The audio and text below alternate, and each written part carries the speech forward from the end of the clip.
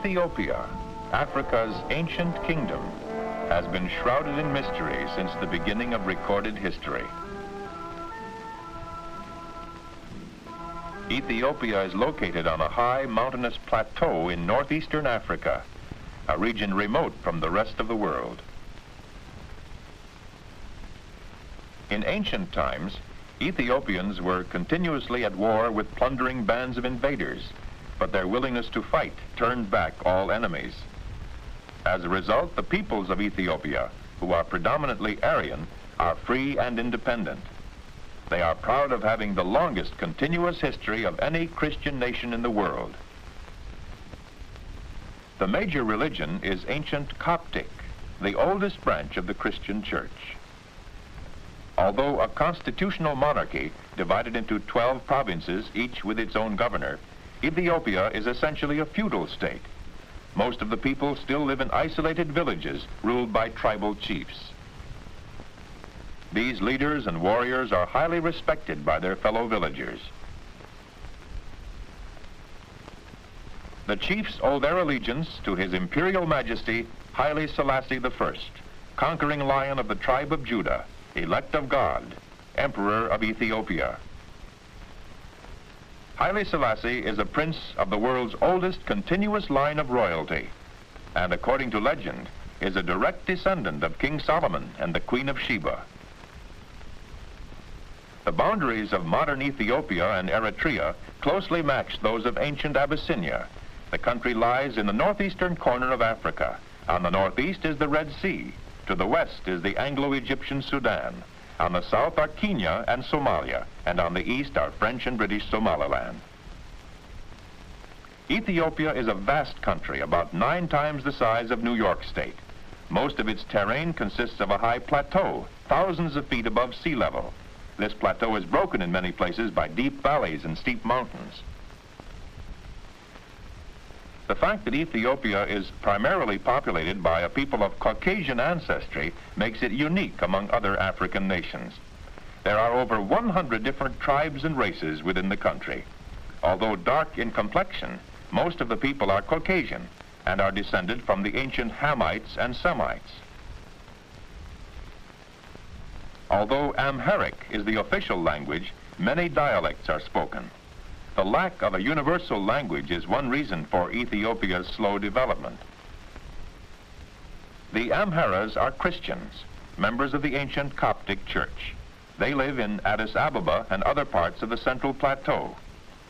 Although the Amharas are a minority of the total population, they form the dominant ruling class. Another important group are the Galas, who occupy the southern provinces. These people are mostly Muslims and live in the rural areas.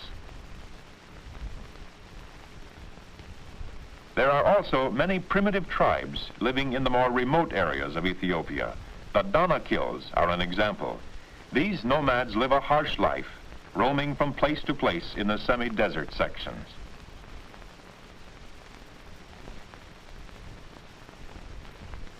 Most of the Ethiopians of today are not pure descendants of any one race.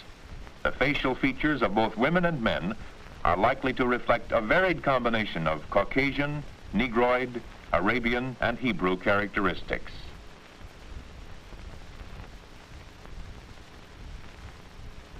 Life for most Ethiopians has changed little from that led by their ancestors.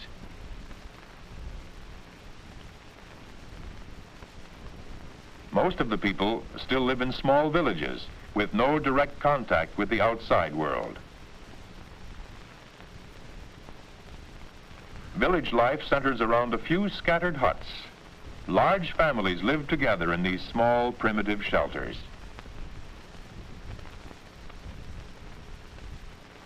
These structures are built of mud and straw, with a thatched roof and a dirt floor. Each family collects the materials and builds its own hut. The people have little or no money, but are self-sufficient. Each member of the family performs some necessary task. An important daily duty for the women is to bring water from the nearest stream or lake. The water supply may be miles away. Clothing is washed on a rock in shallow water, a slow and tiresome task. Generally speaking, Ethiopia is not noted for its native crafts and excels in very few. One of the home industries is basket weaving.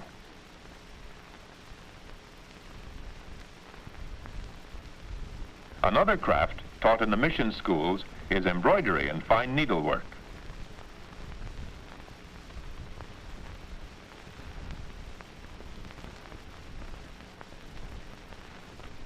Silversmithing is practiced by skilled artisans in Addis Ababa and Harar.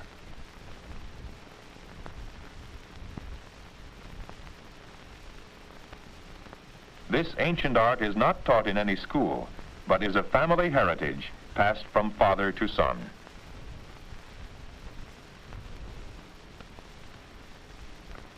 Ethiopia has been blessed with fertile soil and sufficient rainfall, making possible varied agricultural activities, including cattle raising. The most widely grown food crop is teff, a very fine grain cereal. This forms one of the staples of the Ethiopian diet. Other grain crops include wheat, barley, and corn. The plowing, sowing, and harvesting of crops is carried out in the most primitive manner and with the simplest kind of agricultural implements. An example of this is the wooden plow, fashioned by the farmer himself. Coffee of high quality is grown in the province of Kaffa. Its export accounts for a large part of Ethiopia's foreign exchange. The national dress is the white cotton shama. Although some cotton is grown, there is not enough to fill the domestic requirements. A program is underway to increase cotton acreage. A great variety of fruits and vegetables is grown and can be bought at all city and village markets throughout the year.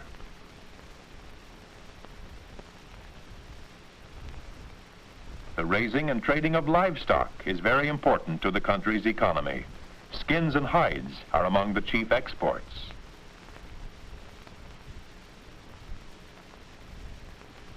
One of the greatest obstacles to Ethiopian progress is the lack of an adequate transportation system. Before the Italian occupation of 1935, the country had only a few hundred miles of dirt roads, paths, and camel trails. The Italians built about 5,000 miles of new roads, including some well-engineered and paved highways.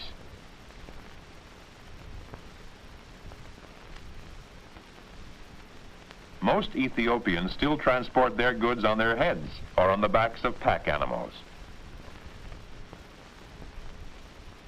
Motor vehicles are increasing in Addis Ababa, Asmara, and other larger towns, but it will be many years before motor cars become a common sight. Lions are still found in some parts of the country. There are many hyenas throughout Ethiopia. Baboons are widely distributed and are in great numbers.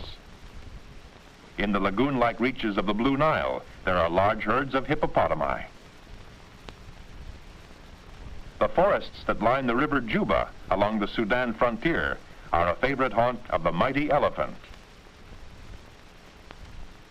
Ethiopia has never had organized big game hunting.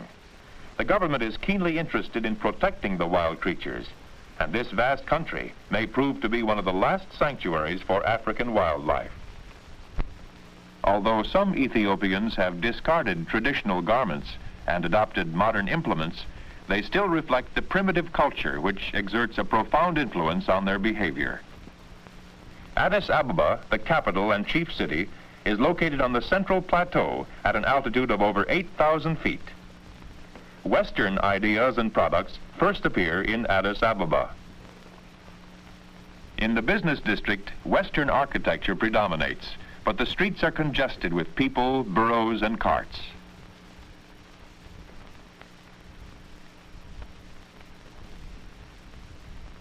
The second most important city is Harar, located about 300 miles east of Addis Ababa. This gate was built by invading Muslims more than 600 years ago. Harar is still a center of Muslim influence.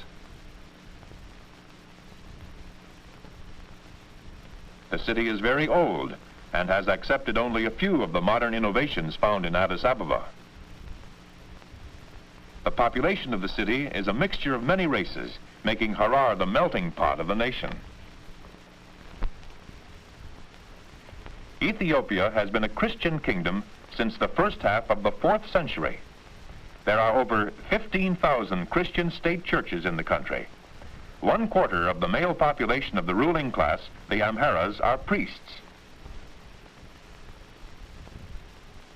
The state religion is Coptic, an ancient form of Christianity. The church has great influence with the people and also in government affairs.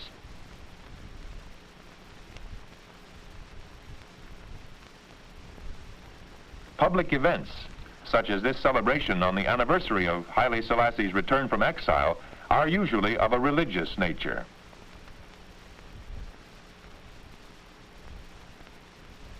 People come from distant villages to take part in the activities and to see and hear the emperor.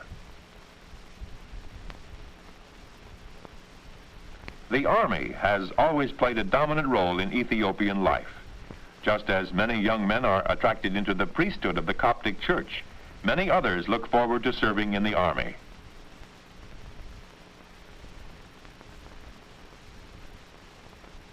This ancient kingdom was an unconquered nation until the Italian invasion in October 1935. Brave as the people were, they could not match the huge modern war machine of Mussolini. Many improvements were introduced by the Italians during their occupation. Well-engineered paved highways soon were built over the mountains in Eritrea from Massawa to Asmara. In addition to roads and bridges, the Italians contributed many other improvements toward the development of Eritrea, now a federated province of Ethiopia. Eritrea borders the Red Sea, and the major seaport is Massawa, one of the hottest places on earth. It's a busy harbor, shipping hides, skins, salt, coffee, tobacco, and cotton to world markets. The chief city is Asmara, located on a high plateau. Roman-style architecture and wide streets are some of the constant reminders of the influence of the Italians.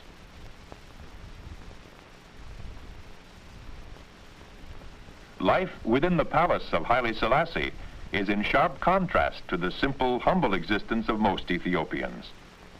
Here one finds splendor comparable to that enjoyed by the kings of the Arabian Nights. The emperor holds many official events in his beautiful gardens. Guests often are entertained at formal dinners served on a banquet table resplendent with fine linen, china, gold, and silver. The dinnerware is of finest china, decorated with pure gold. The silver service is a priceless collection of heirlooms and gifts from other princes and heads of states.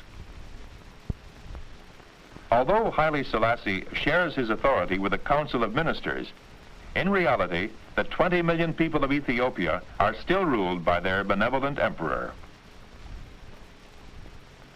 Haile Selassie is a proud and gentle father, interested in his children and grandchildren. Most of his leisure time is spent with them. The emperor not only has a great love for people, but also a deep concern for all living things. His pets and the animals in his private zoo give him much pleasure. One of the prime concerns of government is the education of the people. An extensive school development program is now underway. Whenever possible, the emperor attends public school events, such as this sports competition.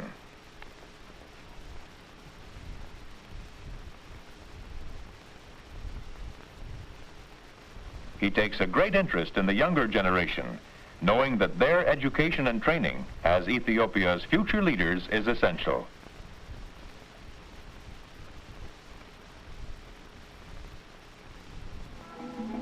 Haile Selassie established the Ethiopian Airways as one answer to the country's transportation problems. However, well-engineered highways and bridges must be constructed in order to connect remote villages and towns.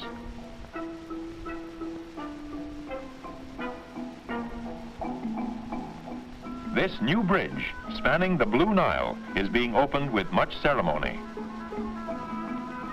The Empress usually attends all large ceremonies with her husband. Under the guidance of Haile Selassie, the 225th ruler of this ancient kingdom, Ethiopia is gradually emerging from its isolated and mysterious past into the modern world.